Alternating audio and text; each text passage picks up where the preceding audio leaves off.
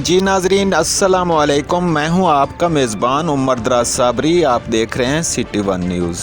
ज़िला राजनपुर की तहसील जामपुर के पटवारी मोहम्मद वसीम की मौत कैसे हुई, मुतलका अफसरान बाला असिस्टेंट कमिश्नर जामपुर तहसीलदार हेड क्लार्क के रवैया से दिलबर्दाश्ता होकर मोहम्मद वसीम जान की बाजी हार गए और एक चिट्ठी उनकी जेब से मिली है जिस पर लिखा था कि मेरी मौत के ज़िम्मेदार ये अफसरान हैं।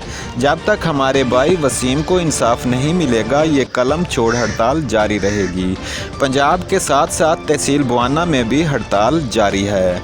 और कौन है इस हड़ताल में शामिल, आइए नाजरीन देखते हैं इस हवाला से हमारे नुमाइंदा अख्तर इस्माइल रजौका की इस रिपोर्ट में। जी मैं जनरल सैकटरी अंजुमन पटवारियान तहसील बवाना।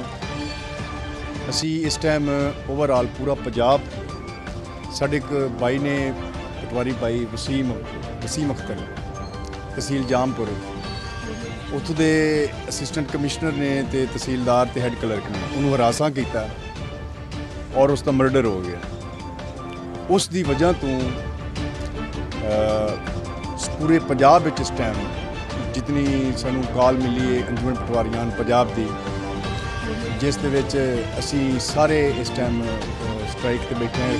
खसूसन चन्योट डिस्ट्रिक्ट चन्योट इस टाइम तहसील लालियां तहसील बवाना ते तहसील चन्योट पूरा डिस्ट्रिक्ट ही इस टाइम उस भाई दे नाल असी हमदर्दी ते सानू उसकी तकलीफ दा या उसके नाल असी बैठे हैं जितन तक उसका हक या इंसाफ ना मिल सी उतन तक असी ये हड़ताल ते बैठे हैं और हड़ताल जारी रसी।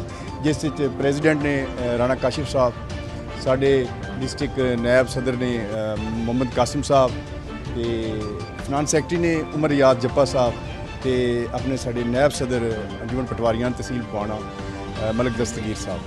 और ये इंशाअल्लाह ये हड़ताल चल रही है और चलती रही जब तक सानू इंसाफ